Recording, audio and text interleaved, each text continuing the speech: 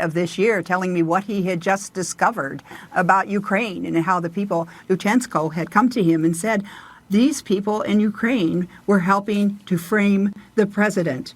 And he said, I can't represent him because I have to represent the president, and he asked me to represent him. And that's how I got involved in it all.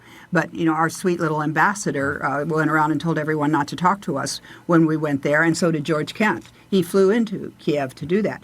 But you can't blame the president for being mad at Ukraine. They were part of the cabal against him from the day he was elected. You know what I have to tell you, as I watch it, I'm sitting there thinking these are two earnest, and I'm going to give them credit for being well-intentioned public servants.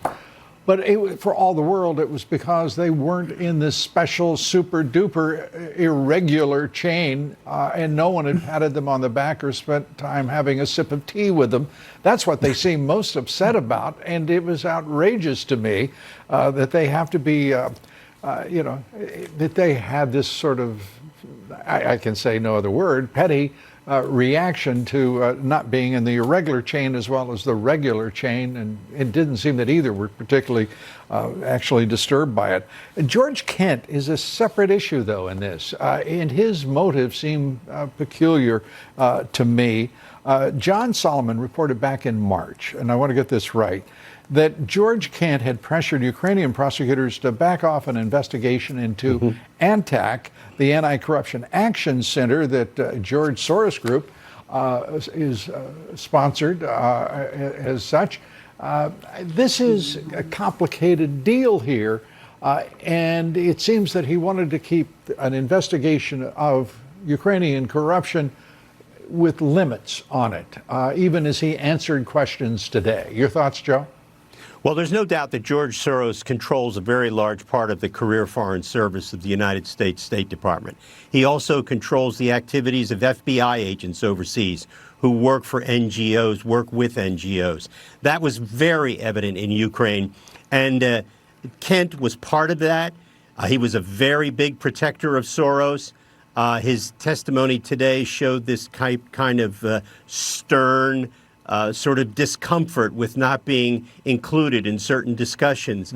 But the truth is, George Soros had a daily opportunity to tell the State Department through Victoria Nuland what to do in Ukraine. And he ran it. Soros ran it. He corrupted FBI officials. He corrupted foreign service officers. And the bottom line is this. George Soros wants to run Ukraine, and he's doing everything he can to use every lever of the United States government to make that happen for business interests, not for good government business. His organization is not anti-corruption. It's anti-competitor. It goes after people who compete with George Soros in the name of anti-corruption. And it was an interesting moment with George Kent under questioning on that and the way in which he walked right up to the boundary, but wouldn't go so far as to say that this should be a comprehensive investigation of these activities that, of course, is precisely what the President of the United States made clear to President Zelensky that he wanted, bringing in the U.S. Justice Department to work with the Ukrainian authorities and government. Victoria, it's great to see you. Joe, great to